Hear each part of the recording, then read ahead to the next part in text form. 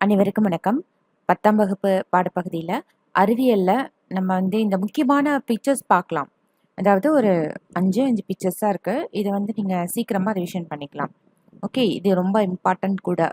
திருப்ப திருப்ப கேட்குற கொஷின். அதனால தான் நம்ம இதை கண்டிப்பாக தெரிஞ்சு வச்சுருக்கணும். ஓகே, இப்போ இது என்ன பிக்சர்? இது மைட்டோகாண்ட்ரியா. இதில் இருக்கக்கூடிய அந்த பார்ட்ஸ் மட்டும் பாருங்கள். நல்ல தரவை பார்க்கணும். இங்கே சின்ன நூலிலை மாதிரி கொடுத்துருக்காங்க பார்த்துக்கோங்க. அந்த இடத்துல தான் நீங்கள் டிஎன்ஏ எழுதணும். Okay, DNA.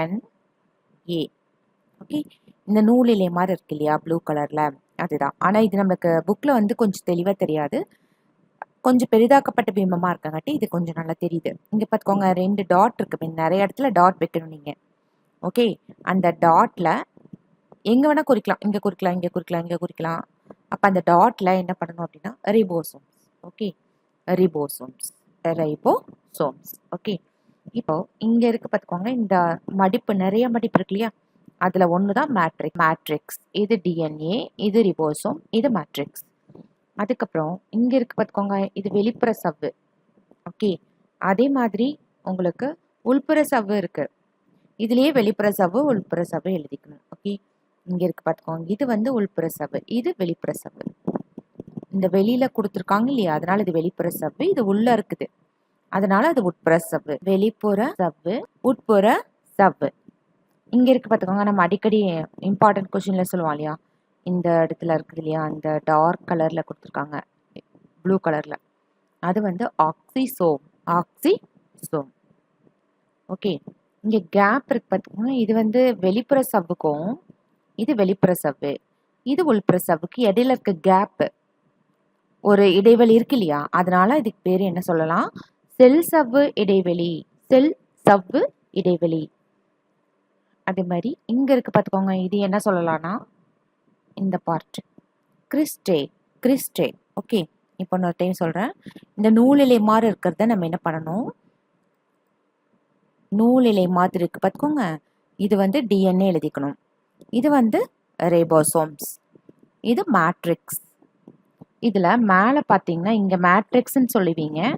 இந்த கீழ் மடிப்பு இந்த இடத்துல பகுதியை தான் நம்ம என்ன கிறிஸ்டே அப்படின்னு நம்ம சொல்லியிருப்போம். அடுத்தது இது வெளிப்புற சவ்வு, இது உள்புற சவ்வு. ரெண்டுக்கும் நடுவுல இங்க இருக்கு பார்த்துக்கோங்க, ஆக்சிசோம் இப்படி போடணும்.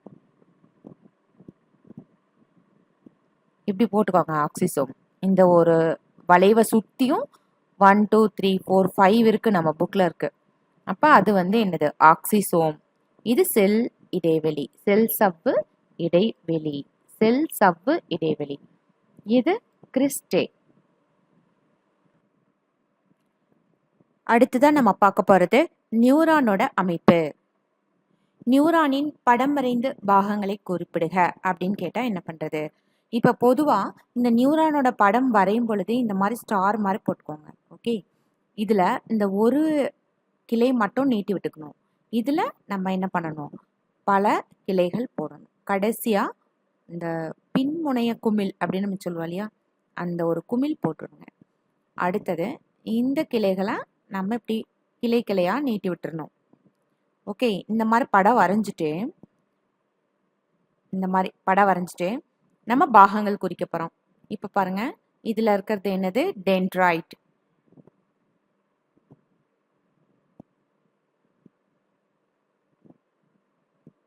டென்ட்ரைட்கள் அப்படின்னு நம்ம சொல்றோம். ஓகே, இந்த நடுவில் இருக்கு பார்த்துக்கோங்க, இந்த ரவுண்டா, அது உங்களுக்கு உட்கரு. இந்த கிளைத்த பகுதியில ஒரு பகுதியை மட்டும் நம்ம நீட்டி விட்டுருப்போம். அது உங்களுக்கு என்ன அப்படின்னு பார்த்துக்கோங்க, ஆக்சான்.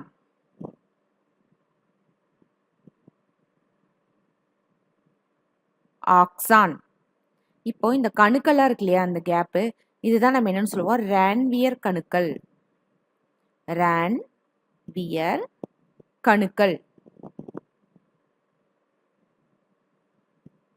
அடுத்தது இப்போ இந்த பகுதியை நம்ம என்ன பண்ணுவோம்னா 2 பார்ட்டை பிரிப்போம். படம் போடும்போது இந்த மாதிரி 2 பார்ட்டை பிரிச்சுக்கலாம். உள்ள ஒரு லேயர் இருக்கு இல்லையா, அந்த லேயர் தான் இப்ப நம்ம எழுத போறோம். இந்த லேயர் அதுக்கு பேரு மயலின் சீத்.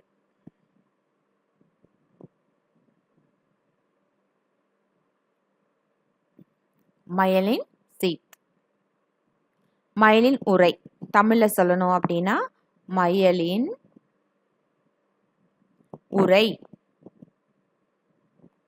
மயலின் உறை. இங்க கிளைத்த பகுதி இதுதான் வந்து ஆக்சானின் கிளைத்த முடிவு பகுதி. இது ஆக்சான் நம்ம சொன்னோம் இல்லையா, இது கடைசியில முடிஞ்சிருச்சு. அதனால இது நம்ம எப்படி எழுதலாம்? ஆக்சான் கிளைத்த. இங்க பார்த்தோம்னா ஆக்சான் நேரா இருக்கு, இங்க கிளைத்து இருக்குது இல்லையா, அதனாலதான் கிளைத்த முடிவு பகுதி.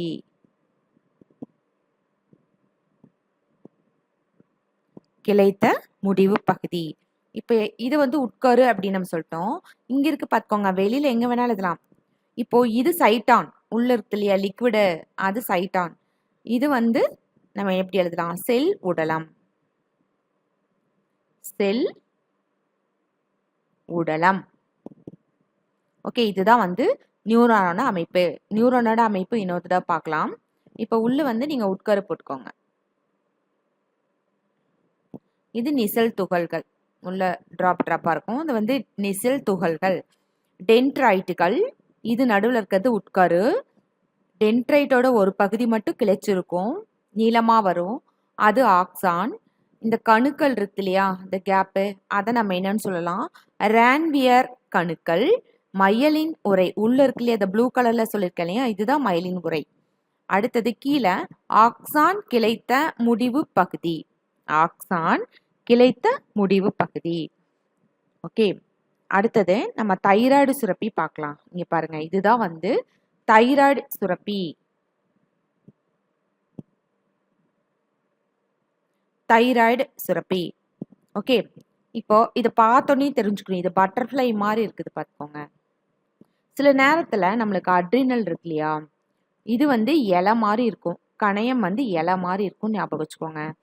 அட்ரினல் வந்து முக்கோணம் மாதிரி இருக்கும், ஞாபகம் வச்சுக்கோங்க. இது மாதிரி முக்கோணம். ஓகே, அட்ரினல் முக்கோணம் மாதிரி இருக்கும், தைராய்டு பட்டர்ஃப்ளை மாதிரி இருக்கும். ஓகே, அப்போ தைராய்டு அப்படின்னு ஞாபகம் வச்சுடணும். இங்க இது வந்து எலும்பு தானே, அதனால இது தைராய்டு குருத்தெலும்பு.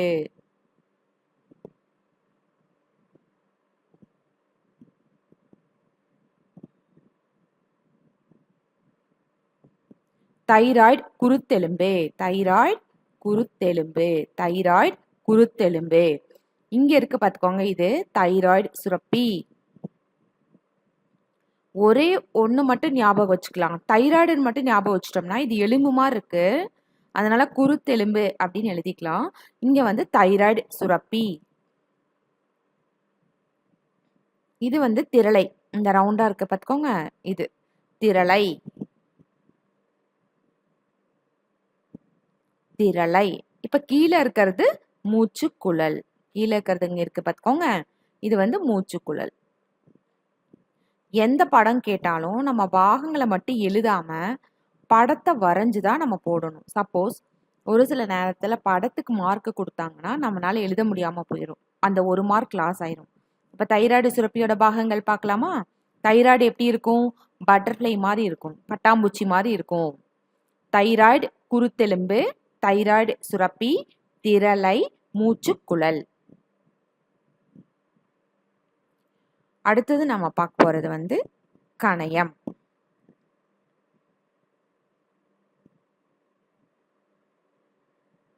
கணையம் எப்படி இருக்கும்னு நான் சொல்லியிருக்கேன், ஒரு இலை மாதிரி இருக்கும். கணையம் இலை மாதிரி இருக்கும். இங்க நம்மளுக்கு வந்து இந்த பச்சை கலர்ல இருக்கு பார்த்துக்கோங்க, இந்த தனியா ஒரு டியூப் இருக்கு இல்லையா, இது வந்து பித்த நாளம். ஏன்னா மேல பித்தப்பை இருக்கும், அதனால அந்த நாளம் இங்கிருந்து தொடங்குது, பித்த நாளம். இப்போ இதுல நம்ம 2 விதமான ஷேப்பை பார்க்குறோம். ஒன்று வந்து கிரேப்ஸ் மாதிரி இருக்குது பார்த்துக்கோங்க, அதாவது கொத்து கொத்தா கிரேப்ஸ் மாதிரி இருக்கும். இன்னொன்று வந்து ஃப்ளவர் மாதிரி இருக்கும்.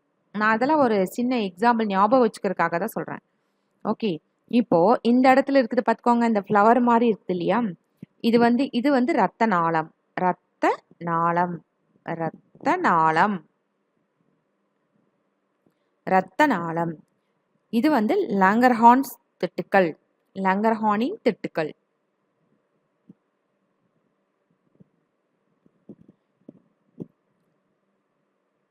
லங்கர்ஹான் திட்டுக்கள். கீழே இந்த ஃப்ளார் மாதிரி இந்த மாதிரி இருக்குது பார்த்துக்கோங்க. இந்த 2 கிரேப்ஸ் மாதிரி இருக்குது இல்லையா, அது திராட்சை கொத்து மாதிரி இருக்கும். அது வந்து ஆக்சினார் செல்கள்.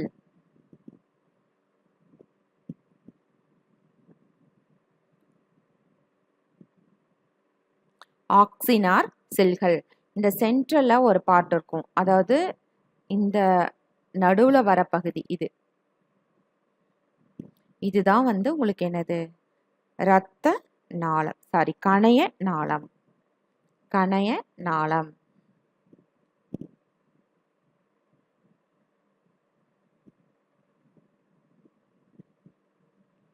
கணைய நாளம். கணைய நாளம். இந்த பக்கம் குடல் இருக்குது இல்லையா, இது வந்து டியோடினம். டியோடினம் முன் சிறுகுடல் அப்படின்னு நம்ம சொல்லுவோம். ஏன்னா இதை முடிஞ்சிட்டு முதல்ல முன் சிறுகுடலுக்குள்ள போகுது இந்த பகுதி. ஓகே, அப்ப இந்த முன் சிறுகுடல் பக்கத்துல தான் இந்த கணையம் வந்து ஒட்டிட்டு இருக்கும். கணையம் வந்து இலை மாதிரி இருக்கும். இதுல 2 பகுதி இருக்கும். ஒன்று கிரேப்ஸ் மாதிரி இருக்கிறது ஒண்ணுமே, திராட்சை கொத்து மாதிரி இருக்கிறது ஒன்று, ஃப்ளவர் மாதிரி இருக்கிறது ஒன்று. நடுவுல போடுறீங்க பார்த்துக்கோங்க, அந்த ஃப்ளவர் மாதிரி இருக்கிறது ஒரு பூ மாதிரி இருக்கு இல்லையா, அதை வந்து லங்கர்ஹான் திட்டுக்கள்னு போட்டுக்கோங்க. மேல இருக்கிறது வந்து ரத்த நாளம், கீழே இருக்கிறது கணைய நாளம். பாருங்க, இது வந்து உங்களுக்கு என்னது, ரத்த நாளம். கீழே இருக்கிறது கணைய நாளம். 2 நாளம் எழுதணும். மேல ஒரு நாளம் எழுதணும், கீழே ஒரு நாளம் எழுதணும். மேலே இருக்கிற நாளத்தை ரத்த நாளம் எழுதிக்கோங்க, கீழே இருக்கிற நாளத்தை கணைய நாளம் எழுதிக்கோங்க. ஓகே, இது வந்து பித்த நாளம். அப்ப மொத்தமா எத்தனை நாளம் எழுதணும், 3 நாளம் எழுதணும். இந்த இந்த கிரீன் கலர் நம்ம எக்ஸாம்ல கலர்லாம் தெரியாது இல்லையா, அதனால இந்த சைட்ல இருக்கக்கூடிய மேல இருக்கக்கூடிய அந்த பெரிய டியூப் இது பித்த நாளம். அதுக்கு பக்கத்துல இருக்கிறது ரத்த நாளம், கீழே நடுவுல இருக்கிறது கணைய நாளம். இந்த திராட்சை கொத்து மாதிரி இருக்கிறது ஆக்சினார் செல்கள், ஃப்ளவர் மாதிரி இருக்கிறது லாங்கர்ஹான் திட்டுக்கள், இது டியோடினம். இலை மாதிரி இருந்தா அது என்னது, கணையம். பட்டர்ஃப்ளை மாதிரி இருந்தா அது என்னது, தைராய்டு. முக்கோணம் மாதிரி இருந்தா அது என்னது, அட்ரினல். அட்ரினல் எப்பவுமே சிறுநீரகத்துக்கு மேல ஒட்டிட்டு இருக்கும். அதனால தான் இங்க சிறுநீரகம் கொடுத்துருக்காங்க. சிறுநீரகம் சப்போஸ் இந்த படத்தை கொடுத்தா கூட உங்களுக்கு 2 மார்க்ல கேட்கலாம். இது வந்து என்னன்னு எழுதணும், இது வந்து அட்ரினல் சுரப்பி. அட்ரினல் சுரப்பி. இது சிறுநீரகம். நிறைய பேர் இது இதயம்னால எழுதி வைக்கிறீங்க, அதெல்லாம் தப்பு. இது வந்து சிறுநீரகம். சிறுநீரகம் வந்து இப்படி இருக்கும் இல்லையா, கேப்சூல் வடிவத்தில் இருக்கும் இல்லையா, இப்படி இருக்கும் இல்லையா, சிறுநீரகம். இது சிறுநீரகம். இப்போ நம்ம வந்து இந்த பாகங்கள் குறிக்கலாம். இதுல என்னென்ன பாகங்கள் இருக்குது அப்படின்னு சொல்லிட்டு, இதுல 2 விதமான பாகங்கள் இருக்குது. கார்டெக்ஸ் மெடுலா ஞாபகம் வச்சுக்கணும். இது பாருங்க, இது வந்து கார் மாதிரி ஒரு கார் மாதிரி ஞாபகம் வச்சுக்கலாமா, இப்படி ஒரு கார் போகுது, அந்த மாதிரி கார் மாதிரி ஞாபகம் வச்சுக்கோங்க. Cortex medulla. இதெல்லாம் இந்த வேர்டிங்ஸ் எல்லாம் நான் எதுக்கு சொல்றேன்னா, ஈஸியா ஞாபகம் வச்சுக்கிறதுக்காக நான் சொல்றேன். ஓகே, சிறுநீரகம்.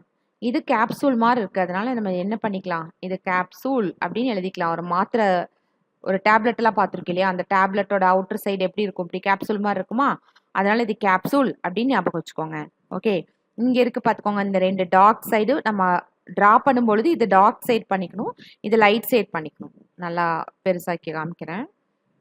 இதுல 2 ஷேடு கொடுத்துக்கோங்க. ஒன்று வந்து டார்க் ஷேடு, இன்னொன்று லைட் ஷேடு. ஓகே, அப்ப இது என்னது, கார்டெக்ஸ். கார்டெக்ஸ். கார்டெக்ஸ். கார்டெக்ஸ். இதுக்கு பேரு கார்டெக்ஸ். இதுக்கு பேரு கார்டெக்ஸ். ஓகே, இங்க 2 இருக்கு பார்த்துக்கோங்க. ஒன்று ப்ளூ கலர்லயும் ரெட் கலர்லயும் இருக்குது இல்லையா, தமனி சிறை அப்படி சொல்லுவோம் இல்லையா. இரத்த குழல்கள். இரத்த குழல்கள். அதுல இரத்த நாளம் பார்த்திருப்போம், இதுல இரத்த குழல்கள் போடுறோம். இரத்த குழல்கள். உள்ள இருக்கிற பகுதி, மேல இருக்கிற பகுதி கார்டெக்ஸ் அப்படின்னு சொல்லிட்டோமா, உள்ள இருக்கிற பகுதி பார்த்துக்கோங்க, மெடுல்லா. மெடுல்லா.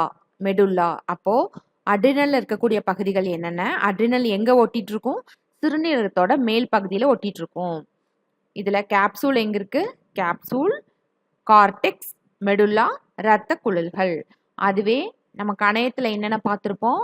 3 நாளம் பார்த்திருப்போம். ஒண்ணு பித்த நாளம், இரத்த நாளம், கணைய நாளம். ஆக்சினார் செல்கள், லாங்கர்ஹான் திட்டுக்கள். மேல இருக்கிறது லாங்கர்ஹான் திட்டுக்கள் பூ மாதிரி இருக்கிறது, கீழே கிரேப்ஸ் மாதிரி இருக்கிறது ஆக்சினார் செல்கள்.